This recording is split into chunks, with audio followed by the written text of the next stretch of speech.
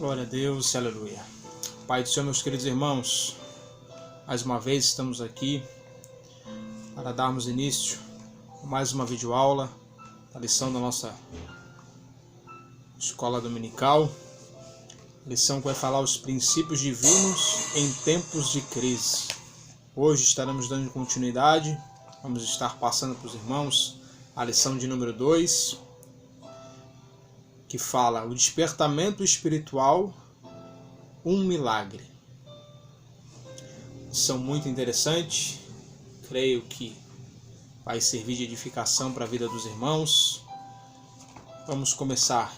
O texto áureo vai nos dizer assim, meus queridos: E isto digo, conhecendo o tempo, que já é a hora de despertarmos do sono, porque a nossa salvação está agora mais perto de nós do que quando aceitamos a fé. Romanos 13, 11. Nada mais é do que uma grande verdade.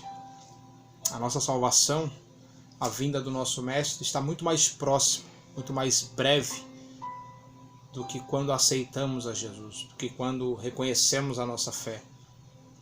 Muito se fala que Cristo vai voltar, muitos não acreditam mais, muitos estão desenganados, mas eu ainda creio na volta do Senhor, eu ainda creio que Ele vai vir buscar uma igreja santa, lavada e remida no seu sangue. Bem, meus amados, verdade prática, o despertamento espiritual é uma consequência da submissão à vontade de Deus. O despertamento espiritual é uma consequência da submissão a Deus. Se submeter ao Senhor, se entregar a Ele, aceitar dele as coisas boas e as coisas más. As coisas que para você neste momento parece ser ruim, mas é tudo a vontade e o desejo do nosso Senhor, porque Ele sabe o melhor para mim e para a sua vida. A leitura bíblica em classe, irmãos, se encontra lá no livro de Esdras, capítulo 1, versículo do 1 ao 7, e depois em Neemias, capítulo 1, versículo do 1 ao 3. Essa leitura a gente vai pular. Queremos fazer uma aula bem rápida, bem dinâmica, para não enfadar os irmãos, não cansar. Mas eu espero que os irmãos leiam em casa com as suas lições e entendam o que a Bíblia quer nos dizer. Bem, meus amados, a introdução da lição vai nos dizer assim, Nesta lição, iremos ver a origem do despertamento espiritual e a sua finalidade. O para quê, o porquê que acontece esse despertamento espiritual e qual que é a sua finalidade que hoje está sendo distorcida. Bem, meus amados. Primeiro ponto. O despertamento espiritual emana do próprio Deus. No primeiro ano de Ciro, despertou o Senhor o espírito de Ciro. Lá em Esdras 1 e 1. Deus despertou Daniel para orar pelo futuro do seu povo. Todavia, não foram as orações de Daniel e nem a sua vida santificada que produziam o despertamento, mas foi o próprio Deus que fez o milagre do despertamento em Ciro. Não é porque Daniel orava, não é porque Daniel era um homem separado, diferenciado, que temia ao Senhor, que Deus fez esse despertamento. Esse despertamento veio pela própria vontade de Deus, para levar o seu povo, para poder fazer a sua vontade, e não a vontade do homem, e não o meu e nem o seu querer, mas a sua vontade. O despertamento vem do próprio Deus. Clamamos, oramos, pedimos para que Ele venha derramar o despertamento sobre a igreja, para que Ele venha despertar o seu povo, porque se não for Ele, nada pode ser feito.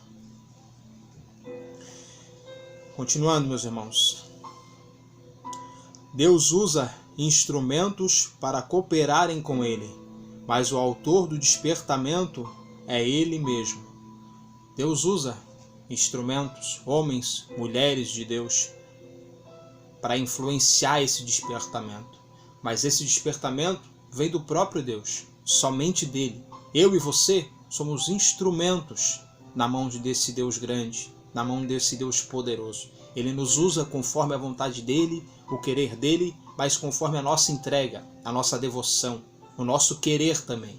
Porque Deus não é invasivo, Deus não usa como fantoches, Ele vai nos usar quando dermos permissão ou liberdade para que Ele venha nos usar. Amém, meus amados? O texto vai continuar assim, ó. Por isso o despertamento é um mistério. As coisas humanas podem ser explicadas, previstas e calculadas, mas a operação do Espírito Santo é diferente. Aí tem um texto que diz assim, ó, Jesus disse, o vento assopra para onde quer, ouve a sua voz, mas não sabe de onde vem, nem para onde vai. Assim é todo aquele que é nascido do Espírito. O vento, você sente, você consegue ver ele mover as árvores, ele mover as águas, mas você não sabe para onde ele vai, nem de onde ele veio. Você não consegue ver o vento, você consegue senti-lo. O vento aqui, nesse texto traduzido do grego, é a mesma coisa que o Espírito. O Espírito Santo, esse que habita em mim e você não consegue vê-lo. Você não sabe de onde ele está movendo, mas você consegue senti-lo na sua vida. Você consegue ver o que ele vai fazer através da sua vida, mas você não consegue ver o Espírito Santo. Amém, meus amados? Continuando. Nós, na verdade, podemos ver no espírito do homem. Foi assim que ele fez com Ciro. Embora fosse rei de uma nação idólatra, Ciro foi despertado por Deus, o qual incumbiu a sua vontade. No espírito dele, dominava pela tradição e pela idolatria, a fim de que ele cumprisse os desígnios divinos relativos ao povo de Israel, conforme havia falado pela boca do profeta Isaías, cerca de 180 anos atrás. Isaías 44, 28. Vai nos dizer assim, ó. Quando disseres a respeito de Ciro, ele é meu pastor, ele certamente fará tudo o que eu quiser. Ele dirá, reconstruam Jerusalém, e ordenará, restaurem o templo. Deus, nessa ocasião, usou um rei que não conhecia a sua voz, não sabia quem era Deus, não sabia quem era o Senhor. Ele usou um homem idólatra, um homem que adorava outros deuses, pois o seu povo estava totalmente corrompido, o seu povo estava se deixando levar pela idolatria, pelos costumes daquele povo. Eles estavam deixando de adorar o verdadeiro Deus, o Deus vivo, para adorar imagens, ídolos e se deixando levar. Por isso Deus teve que levantar um homem que não o conhecia, mas levantou um homem que fizesse algo pelo seu povo. A continuação do texto vai nos dizer assim, ó. Quando o propósito de Deus chegou ao conhecimento de Ciro, e era um fato já aceito e aprovado por ele, e logo foi consumado, assim logo no início do seu reinado, Ciro proclamou um edito autorizando os judeus a retornarem a Jerusalém e edificarem a casa do Senhor. Nessa ocasião, o povo estava cativo, já estava acostumado com aquela situação. O povo não queria voltar para Jerusalém. O povo não queria voltar a reconstruir os muros. Nada mais é do que hoje. O povo não quer mais voltar a buscar verdadeiramente a presença de Deus, a buscar verdadeiramente o avivamento do Senhor. Não querem mais buscar a direção, a orientação do Espírito Santo. Querem viver no seu modo que hoje estão vivendo, um modo mais fácil, um modo mais tranquilo, mais aceito pela sociedade. Estamos nos amigando com o mundo, e esquecendo do Deus verdadeiro. Que Deus possa levantar neste povo, nesta nação, eu, você que está me ouvindo, como Ele levantou Ciro, para que pudesse despertar o seu povo a voltar a reconstruir os muros, a voltar a reconstruir o altar onde a presença do Senhor se manifestava. Que possamos voltar a clamar verdadeiramente pela presença do Senhor nos nossos cultos, nos nossos lares, nas nossas vidas, para que a presença do Senhor venha estar em qualquer instante, qualquer momento do seu afazer. Que possamos voltar a clamar pelo despertamento espiritual da Igreja do Senhor. Amém, meus amados?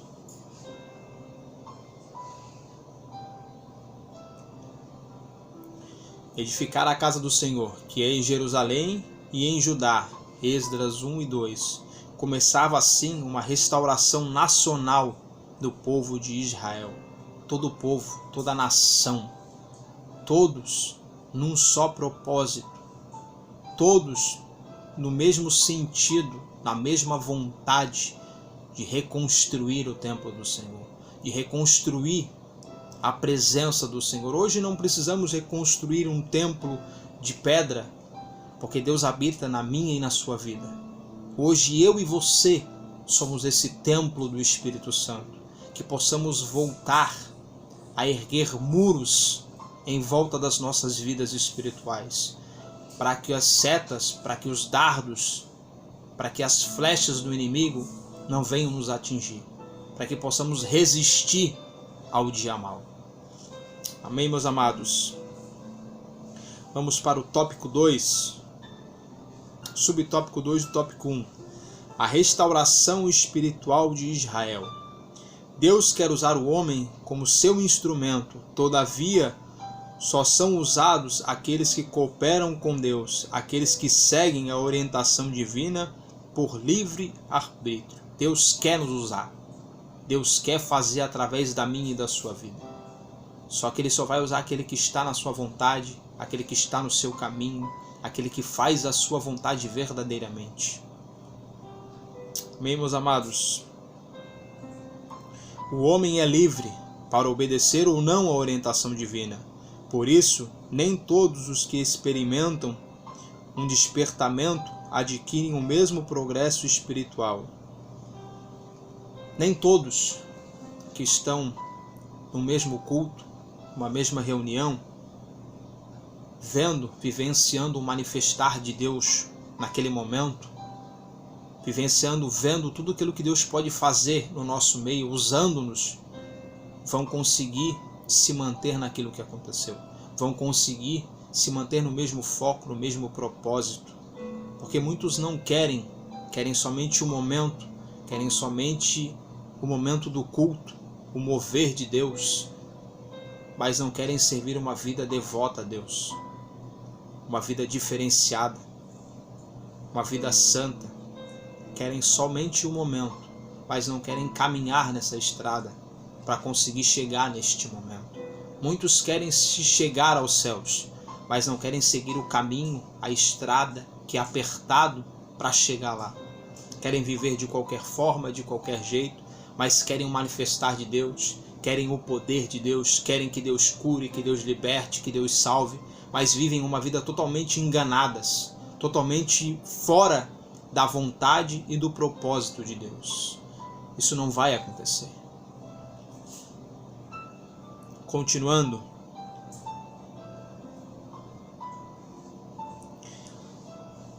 Não tem o mesmo progresso espiritual, porque não abrem igualmente o seu coração para Deus a fim de obedecer à risca a orientação divina. É o que fala lá em Apocalipse 3, que Deus, Ele bate à porta do nosso coração. Ele pede permissão para entrar. E o texto vai nos dizer que se você abrir a porta, Ele vai entrar e como amigos ceará com você. Deus bate à porta do seu coração nessa noite. Ele pede permissão para entrar na sua vida. Ele pede permissão para mudar essa história que você está vivendo, essa situação que você está passando. Ele tem todo o poder para fazer, mas Ele ainda pede permissão para você deixar Ele agir na sua vida. Que nessa noite você dê permissão para o Espírito Santo agir nessa causa que você acha que é impossível. Fale para ele: Senhor, eu abro o meu coração para a sua vontade, para o seu querer, para o seu agir, porque eu tenho certeza que Ele fará o melhor para mim e para você. Amém, meus amados? Continuando. Durante o cativeiro, o povo israelita havia assimilado muito dos costumes babilônicos. No tempo que o povo ficou preso no cativeiro, eles acabaram se amigando, se acostumando, tomando para si os costumes do povo babilônico. E isso é o que está acontecendo hoje.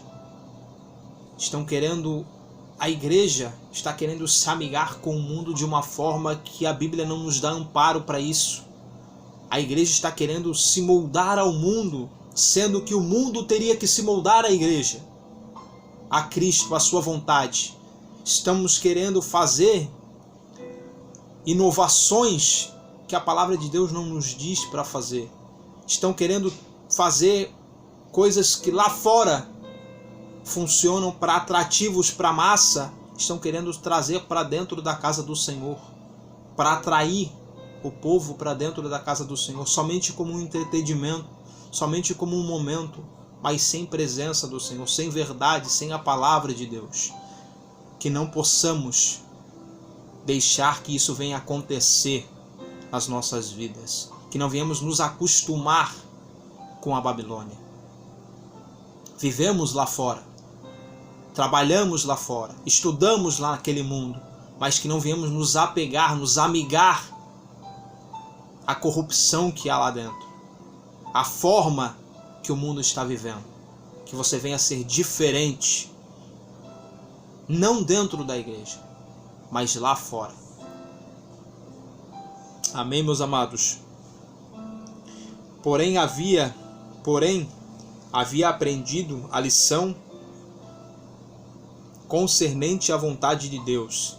Não serviam aos deuses das nações, não adoraram os ídolos. Antes do exílio, Israel estava espiritualmente enferma, dos pés à cabeça. Isaías 1, do 2 ao 6. Vai nos dizer assim, o texto bem conhecido, que fala que o jumento conhece a sua manjedoura, o boi conhece o seu criador, mas o meu povo não me conhece. O meu povo não sabe quem eu sou verdadeiramente. Se afastaram de mim. Foi por isso que Deus, com a sua permissão, permitiu que o povo fosse cativo. Que eles abandonaram ao Deus verdadeiro. Abandonaram ao Santo de Israel. Que isso não venha acontecer com a sua vida. Que Deus não venha permitir que aconteça, que você venha ser cativo na Babilônia, para você voltar a adorar o verdadeiro Deus. Adore neste momento, ainda há tempo, ainda há esperança, para que você venha adorar o Criador, o Salvador, o mantenedor da sua e da minha vida. Continuando. Mas agora havia sido curado da idolatria para sempre. Para Israel, o sofrimento restaurou o despertamento, e esta na sua restauração espiritual. É sempre assim.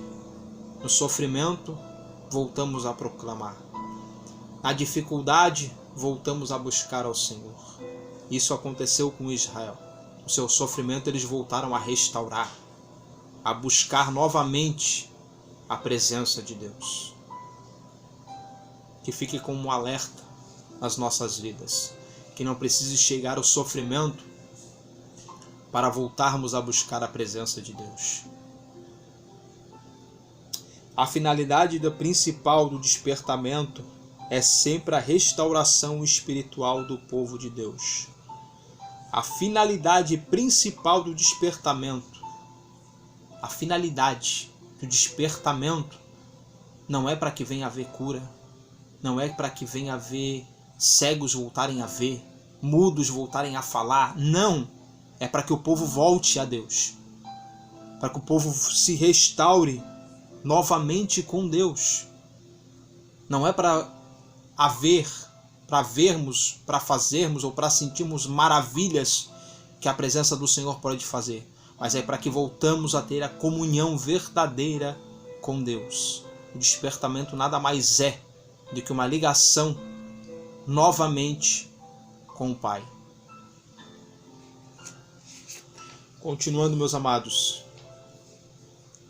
cada despertamento tem por objetivo principal a salvação e a restauração do homem. Despertamento nada mais é do que isso, para que venha voltar a ver salvação e restauração do homem. O homem está quebrado, o homem está destruído, o homem está largado, mas o despertamento venha voltar para essa comunhão, para que essa restauração do homem com Deus volte a acontecer. O texto vai continuar assim. Encontramos sempre esses dois polos. São duas faces do despertamento: a graça e o pecado. O Espírito Santo está sempre pronto para convencer o mundo sobre o pecado, a justiça e o juízo. Isso está lá em João 16, 8 e 9.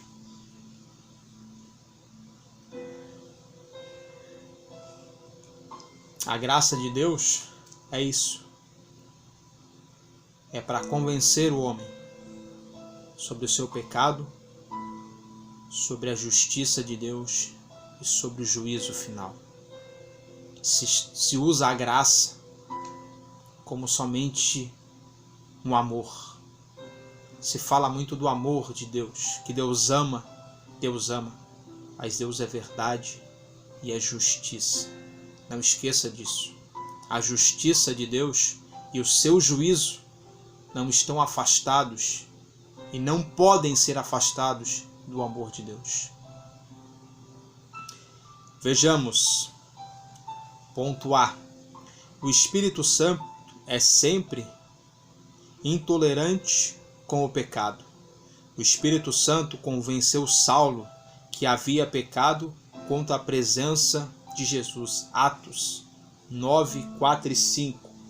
Esse texto eu anotei, passagem muito conhecida, que quando Saulo, indo perseguir o povo de Deus no caminho de Damasco, ele cai em terra, vê um esplendor, um brilho, algo que ele nunca havia visto, e ele pergunta: quem és, Senhor? E Jesus responde: eu sou aquele que tu vens perseguido. O Espírito Santo vem nos convencer dos nossos pecados.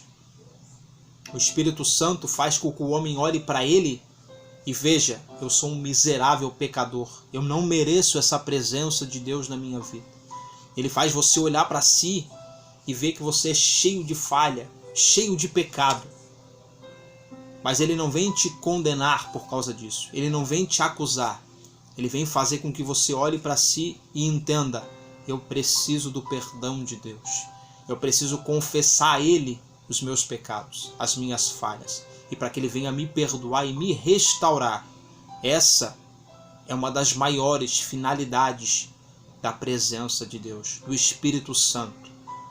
Porque o Espírito de Deus não habita aonde há pecado.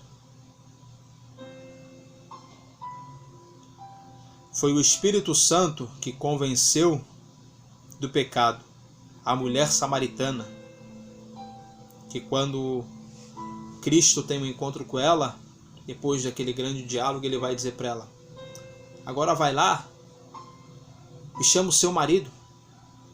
E ela diz para ele: eu não tenho marido, Senhor. E ele fala para ela: bem verdade, tivesses 5 e esse que você tem não é seu. Ele não deixou de amar, ele não deixou de anunciar para ela a salvação, mas ele mostrou para ela o seu pecado. Ele falou para ela qual era o seu pecado.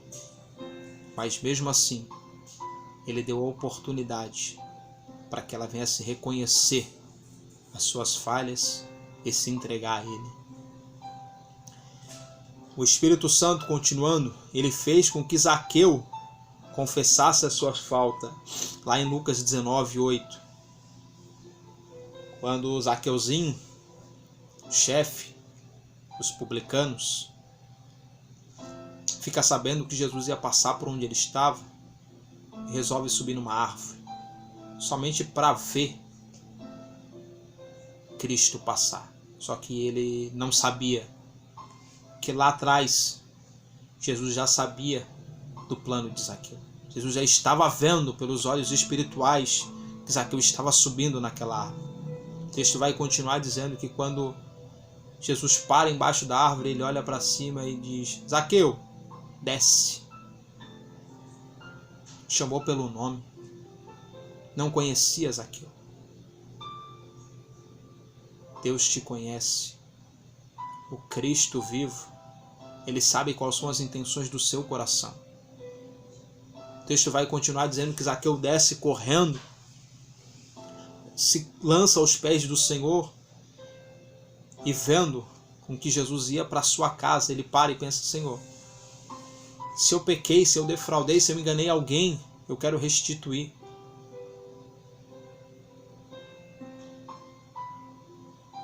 Para Jesus ir para a sua casa, para a sua vida, lance aos pés do Senhor as suas mazelas. Lance a Ele os seus pecados, as suas falhas, porque Ele há de te perdoar. Continuando, irmãos.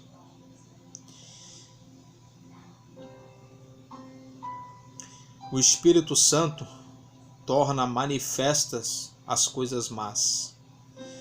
O profeta de lábios impuros sentiu que perecia na presença do Santíssimo Deus. Isso lá em Isaías, capítulo 6, versículo 5 em diante. Que quando Isaías chega no templo, ele ora, a presença do Senhor é grandiosa.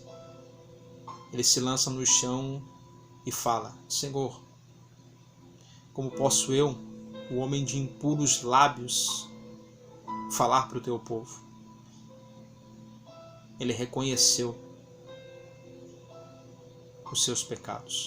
Ele reconheceu as suas falhas diante do Senhor. E o Senhor assim o toca nos lábios, o santifica, o perdoa e age na sua vida. Continuando.